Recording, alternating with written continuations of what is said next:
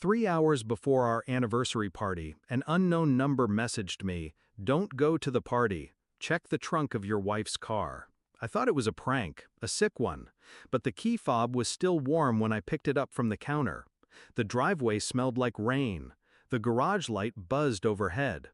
My hand hovered above the trunk button, my chest calm but my stomach burning. The lid lifted with a slow groan. Inside, under a folded blanket, was a shoebox. I pulled it out, set it on the floor, opened it with a surgeon's hands. Letters, dozens of them, his handwriting. The same man who had been at our wedding, the one she swore was just a friend. Words that didn't belong to her, words that weren't mine. I didn't feel anger, not yet. I only felt a silence so deep it pressed against my ribs. The trunk clicked shut. I stood in the garage with the shoebox at my feet, and I knew, without a shred of doubt, everything I had built was already over. At first, I convinced myself it meant nothing. Old letters, before me. But the dates said otherwise, some as recent as last month. Her voice drifted from upstairs, light, rehearsed, humming while she dressed for the party. She had no idea I was down here, reading confessions written to her in another man's hand. "You deserve better than him. I'll wait for you. One day you'll be mine completely." The words cut, slow, precise. Not the crude betrayal of lust, but something worse. Emotional treason. She had carved out a part of herself and handed it away in secret. I didn't storm up the stairs. I didn't scream. Instead, I placed the letters back inside as neatly as if they were evidence in a trial, because that's exactly what they were. Over the next week, I became a shadow inside my own house, smiling when she smiled, kissing her cheek like always, but my eyes watched. My ears cataloged every word. Phone records, late-night texts deleted before morning, a second email account she thought I'd never find.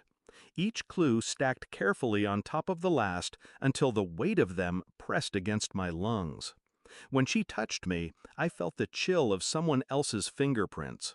When she laughed, I heard the echo of a joke told in another man's voice. She suspected nothing. I played the role of devoted husband flawlessly.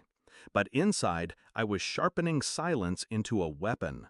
I sent a DNA kit off in secret, not because I doubted my children, they are mine, but because I needed certainty, proof stronger than suspicion, truth that could not be twisted into excuses. The waiting was agony, but also freedom. Every day that passed, my heart hardened into stone. The results came back on a Wednesday morning. Her phone buzzed beside her coffee, and she smiled at me as if the world was whole. I opened the envelope with surgeon's precision. The test confirmed what I already knew. The children were mine. But in the same envelope, tucked between pages, I had the letters, the emails, the evidence I'd compiled like a prosecutor. That night, I laid the stack on the dining table. She walked in, heels clicking, hair still perfect from work. Her eyes landed on the papers. Color drained from her face. She whispered, "Where did you—" I didn't answer. I didn't need to. The silence stretched like a blade between us. I pushed the box toward her, slow and deliberate. "Read them," I said. My voice was flat, mechanical. Her hands shook as she picked up a letter. Her lips moved, eyes flicking over the words she had once read in secret, words she had kept alive behind my back. Tears welled. She reached across the table. I leaned back, folding my hands, detached. She started, but I cut her off with the faintest smile. "I know. You never meant for me to find out." She broke then. The sobbing, the stammering, the desperate apologies. I didn't raise my voice. I didn't touch her. The cruelty was in my composure, her unraveling against my stillness. I walked away that night, not with rage, not with violence, with silence, the only weapon sharp enough to cut her completely. The house behind me collapsed into sobs and broken apologies, but I didn't turn back. For the first time in years, I felt weightless. Not healed, not happy, but free. Some betrayals don't deserve fury. They deserve exposure. And once the truth is dragged into the light, it rots on its own. I closed the door on our life together with one final thought. She hadn't just lost me.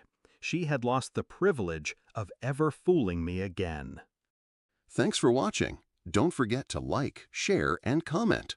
Subscribe now to Cheating Stories Insight World for more amazing stories.